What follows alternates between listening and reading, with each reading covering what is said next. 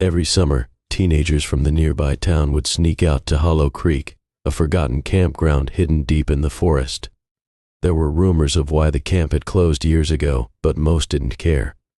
The thrill of being where they shouldn't be was too tempting to resist.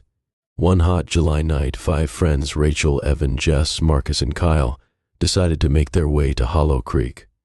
They packed a cooler of drinks, a couple of flashlights, and set off into the night.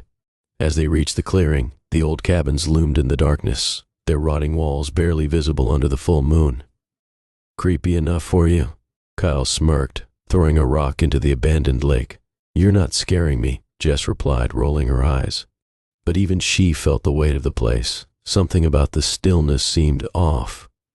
They set up around a fire pit, telling stories and laughing, the tension fading with every passing hour. Until Marcus stood up, frowning. "Did you hear that?" he asked, looking towards the trees. They listened, the fire crackling, casting flickering shadows on the trees. Then, they heard it, soft footsteps in the distance. "Probably just an animal," Evan said, but his voice wavered. The footsteps grew louder, closer. They shone their flashlights toward the sound. "Hello?" Rachel called nervously, but no one answered.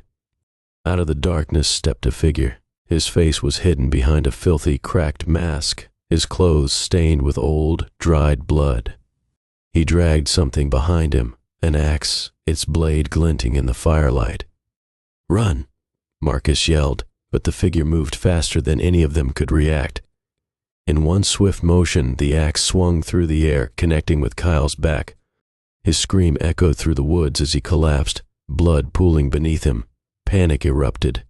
Rachel grabbed Jess's hand, pulling her toward the nearest cabin. Marcus and Evan sprinted toward the woods, their hearts racing as they tore through the trees, branches slapping their faces. Inside the cabin, Rachel slammed the door shut, barring it with an old, rotting chair. "What the hell is that thing?" Jess sobbed. "I don't know," Rachel whispered, trying to stay calm. "But we need to get out of here." Outside, the sound of footsteps on the porch grew louder. The door rattled as something heavy slammed against it. Rachel grabbed a rusted iron poker from the fireplace, her hands shaking. But suddenly, the door burst open, the chair splintering into pieces. The masked figure stepped inside, axe raised. Rachel swung the poker with all her strength, catching the figure in the side. He staggered, but barely slowed down. He turned his gaze on Jess, who stood frozen in fear. In 2 steps, he was in front of her, and before Rachel could react, the axe came down.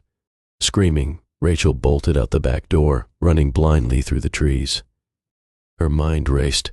Where were Marcus and Evan? Were they still alive?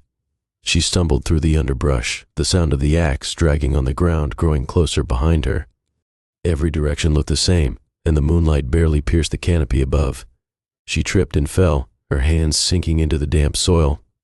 Scrambling up, she saw a flicker of light ahead, Evan's flashlight. "Evan!" she screamed, sprinting toward him. But when she reached him, she stopped cold. Evan's body lay on the ground, the flashlight still clutched in his hand.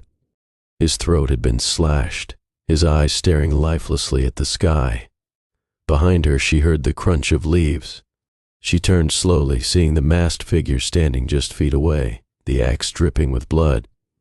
He raised the weapon high, and Rachel could do nothing but scream as it came crashing down. By morning, all 5 were missing, and the Hollow Creek legend had a new chapter. Only one thing was found at the site, the cracked mask lying in the center of the fire pit, surrounded by blood.